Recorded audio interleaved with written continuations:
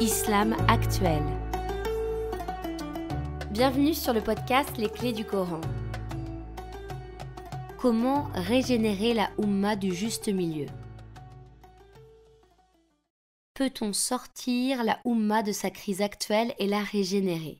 Existe-t-il un chemin à suivre qui permettrait de redonner à la Oumma sa vocation à être un pôle d'attractivité et un exemple pour les autres, un témoin, une Oumma du juste milieu qui sort vers les gens pour servir le bien? Oui. Prendre le Coran et la Sunna comme un seul et même message. Le premier pas à faire en ce sens, c'est de revenir au Coran comme source et référence supérieure. La Oumma d'Abraham s'en est éloignée parce que son esprit a été distrait par plein de discours et de récits qui ne sont pas conformes à la sagesse divine. Même ceux qui ne se sont pas éloignés du livre, ceux qui continuent de le lire, ils se sont éloignés de ses significations. Ils ne font pas vraiment l'effort de réfléchir dessus. Après la mort du prophète Mohammed, le Coran joue un double rôle, celui de livre de référence pour éclairer, orienter, expliquer, purifier les personnes qui sont convaincues par Dieu, et celui de prophète vivant parmi nous, en ce sens que nous pouvons l'interroger, dialoguer avec lui parler de nos problèmes actuels afin de trouver des réponses. Le deuxième pas à faire pour régénérer la Oumma du juste milieu, c'est de garder à l'esprit la Sunna authentique et la vie du prophète Mohammed. Le Coran descend progressivement pendant plus de 23 ans. Durant cette période, le prophète méditait le Coran et l'appliquait dans la vie quotidienne des gens. Il lisait le livre révélé et le livre créé, l'univers, les lois de la vie en société. Il réfléchissait dessus et l'appliquait dans la vie réelle. La Sunna, c'est l'illustration du Coran à travers la vie du prophète. La façon de vivre, de penser et d'agir du prophète était une illustration du Coran. Nous devons ainsi revenir vers le Coran et lui demander: Ô Coran, aide-nous à redevenir cette Oumma d'Abraham, héritière de tous les prophètes et envoyée de Dieu. Le Coran nous répondra alors en nous révélant le chemin à suivre. Quel est ce chemin? L'unité de la référence, le Coran, la Sunna et la vie du prophète. Nous pouvons suivre la Sunna du prophète Mohammed avec précision, à partir de la sourate Al-Fatiha jusqu'à la sourate Al-Nas. Chaque fois qu'une sagesse lui était révélée, il l'assimilait, la mettait en pratique dans sa vie quotidienne, l'enseignait et purifiait ses compagnons.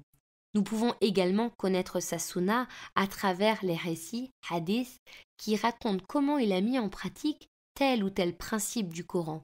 En ce sens, tout récit authentique sur le prophète Mohammed, paix sur lui, trouve sa source dans le Coran, sous la forme d'un signe, d'une histoire, d'une valeur, d'un principe général ou d'un exemple. Nous récitons tous les jours la sourate Al-Fatiha. Guide-nous vers la voie droite, la voie de ceux que tu as comblés de bienfaits, non pas la voie de ceux qui ont mérité ta colère, ni celle des égarés. Rapproche-nous de ceux que tu as comblés de bienfaits, d'iman, d'islam, d'ihsan, de tawhid, de taskiya et de umran. El-Iman, ce n'est pas la foi ou la croyance, car ces deux termes impliquent la probabilité, le doute et l'incertitude.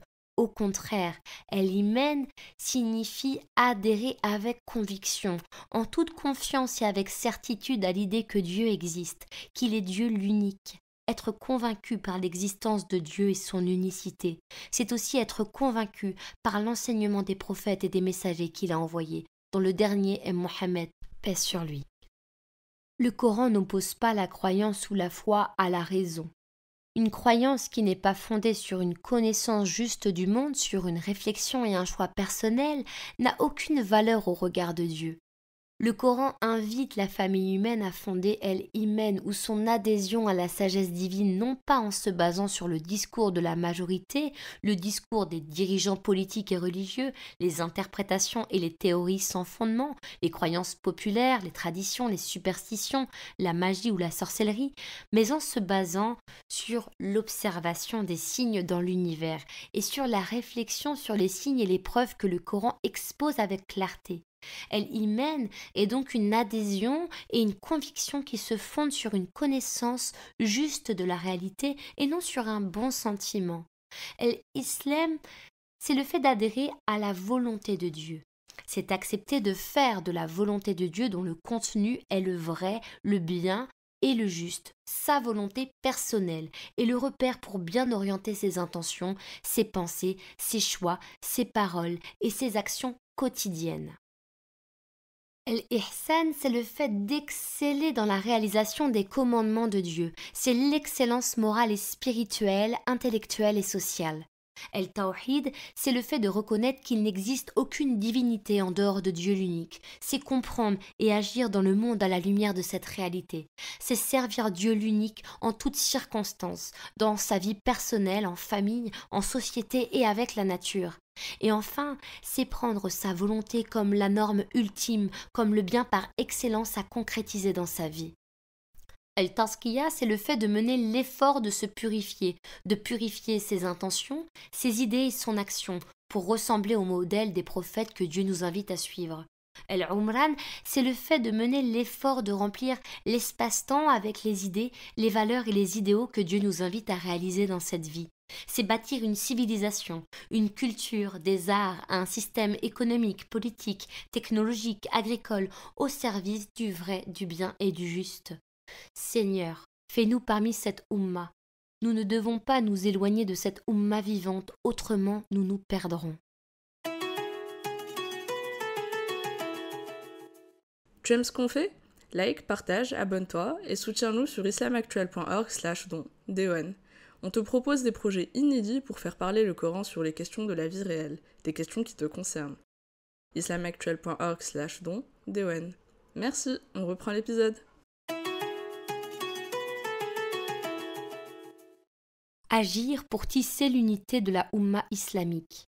On a divisé la Oumma en États-nations. On a séparé les parties riches des parties pauvres, oubliant ainsi que nous habitons tous sur une maison commune où chacun a droit à la sécurité et au partage des richesses. Nous avons ainsi dévié de l'esprit de fraternité humaine auquel le Coran nous invite. La terre tout entière est une seule et même maison, offerte à l'humanité. À la lumière du Coran et de la Sunna, quand nous voyons 1 million de personnes mourir tous les jours de faim dans le monde musulman, Afghanistan, Bangladesh, Irak, Mali, Syrie, Yémen, nous savons que nous sommes en partie responsables devant Dieu, quelles que soient les nationalités que nous portons par ailleurs. Si nous ne nous sentons pas responsables de ces âmes, c'est que nous ne faisons pas partie de ceux que tu as comblés de bienfaits.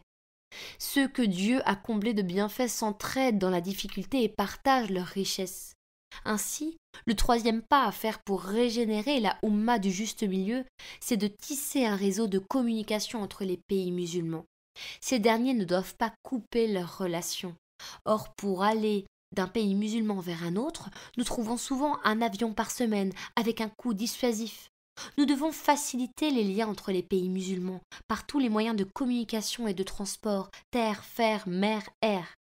Comment pouvons-nous parler de Oumma lorsque nous voyons cette Oumma tendre la main mendier sa nourriture, ses médicaments, ses équipements à d'autres pays? Tisser ce réseau de communication entre les pays musulmans, permettre de se compléter et de s'élever ensemble. Les musulmans doivent s'impliquer pour tisser ce réseau. La langue arabe doit circuler parmi le 1,5 milliard de musulmans. Si la langue arabe était la langue et la culture de toutes les sociétés musulmanes, sans effacer les autres langues, cela renforcerait l'unité de la Oumma. Nous avons besoin de former à l'éthique de la divergence pour apprendre à développer une vision et une action commune malgré les désaccords. Toutes les divergences ne doivent pas justifier les divisions. Nous pouvons diverger sur certains sujets tout en nous engageant ensemble sur des causes communes. Pour réduire les désaccords qui empêchent de penser, d'agir et de vivre ensemble, nous devons refuser de traiter des sujets de polémique et nous concentrer sur les sujets prioritaires qui contribuent au bien commun. Quand une communauté traverse une crise globale, économique, politique, intellectuelle, morale, elle doit s'interroger sur ses spécificités internes et sur sa vocation. Si elle comprend qu'elle est héritière des prophètes dans leur ensemble, qu'elle a pour vocation d'être exemplaire dans le juste milieu, alors elle peut se régénérer. Beaucoup parmi nous se préoccupent uniquement des obligations individuelles, et nous négligeons les obligations collectives. Pourtant, la Oumma a une grande responsabilité collective. El-Umran, faire civilisation, remplir l'espace et le temps avec les valeurs et les idées que Dieu nous commande de suivre. Nous considérons souvent la responsabilité collective comme étant une obligation dont la majorité être dispensée si quelques personnes la remplissent. C'est un regard juridique insuffisant. Nous avons besoin d'une compréhension plus globale de la responsabilité. En vérité, réaliser Al-Umran, bâtir une civilisation juste, c'est une obligation collective pour toute la Oumma. Le sous-développement économique et culturel est un mal qui pèse sur la responsabilité de toute la Oumma. Rechercher la science pour réaliser nos obligations collectives est le devoir de tout musulman et musulmane. Les devoirs collectifs de la Oumma contribuent à créer de la solidarité entre ses membres. Dieu nous ordonne de faire la prière avec constance. Si nous faisons la prière en groupe à la mosquée, cela est bien mieux. La prière collective a 27 fois plus de valeur que la prière individuelle, comme l'enseignait le prophète Mohammed. De même, le bien que nous faisons collectivement a plus de valeur devant Dieu. La Oumma doit construire des villes capables de répondre aux besoins de leurs habitants. Les savants musulmans affirment qu'il n'est pas permis à une personne d'habiter dans une ville où il n'y a pas de mosquée, d'école, d'université, d'hôpital, en somme où manquent des éléments vitaux à la vie quotidienne. Umar, que Dieu soit satisfait de lui lorsqu'il était khalife, se sentait extrêmement responsable du bien commun. Un jour il dit « Par celui qui a envoyé Mohammed avec la vérité, si un chameau perdu venait à mourir sur les côtes de l'Euphrate, je craindrais que Dieu ne me demande des comptes à son sujet. » Le prophète Mohammed avait réussi à former chez Omar une hypersensibilité pour le sens des responsabilités et du bien commun. C'était là un véritable héritier de la tradition d'Abraham. S'il se sentait à ce point responsable d'êtres vivants tels que les ânes ou les chameaux, que dire des personnes dont il avait la charge? À l'inverse, aujourd'hui, beaucoup parmi nous voient dans la rue des trous ou des objets qui encombrent le passage ou encore des égouts non recouverts et ils passent sans interpeller les autorités pour qu'elles résolvent le problème, pour éviter que les enfants ne se blessent. Nos richesses ont été sorties de nos pays et sont conservées dans les banques étrangères. On a privé les générations actuelles et futures de ces richesses. Aucun dollar ne doit sortir de nos pays tant qu'il demeure au sein de la Oumma un malade qui ne trouve pas de médicaments ou de pauvres qui ne trouvent pas de quoi se nourrir. Une fois qu'elle aura assumé ses besoins les plus urgents, la Oumma devra aider ses frères en humanité et notamment les plus vulnérables. Si la Oumma se souciait de ces problèmes, il ne resterait plus de pauvres ni de malades qui se retrouvent sans soins dans nos sociétés.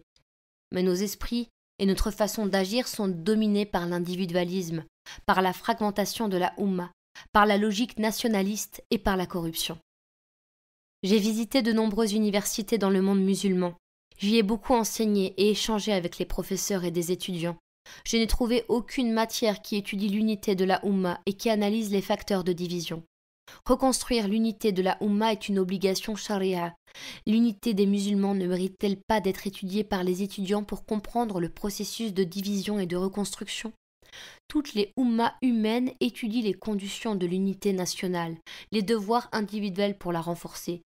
Dans les universités du monde musulman, ce sujet n'est abordé ni par les sciences humaines, ni par les facultés de charia, philosophie du droit. L'actualité médiatique occupe les gens autour de problèmes locaux, mais n'attire pas l'attention vers le défi d'unifier la Oumma. Ce souci a disparu.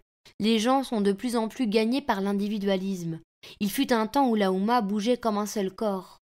Ceux qui ont adhéré à la voix de Dieu dans l'amour, l'affection et la miséricorde qu'ils se portent sont comparables à un seul corps. Lorsqu'un membre est affecté, c'est l'ensemble du corps qui ressent la douleur et s'enfièvre.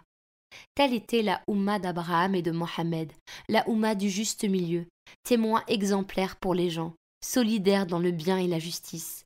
Nous avons besoin de nous engager pour relever le défi de l'unité de la Oumma à travers les études des recherches doctorales et toutes les actions susceptibles de renforcer l'unité. Si la situation actuelle continue, la Oumma sera incapable d'être une Oumma du juste milieu, de défendre le bien et de résister au mal, d'être un exemple pour les autres. Les enfants de la Oumma de l'islam ont une grande responsabilité dans la reconstruction de l'unité et dans le devoir d'exemplarité de la Oumma. Merci de ta confiance. On reste en contact? Tu veux accéder à plus de ressources pertinentes et participer au projet? Rends-toi sur islamactuel.org et Facebook, Instagram, YouTube et les plateformes de podcast.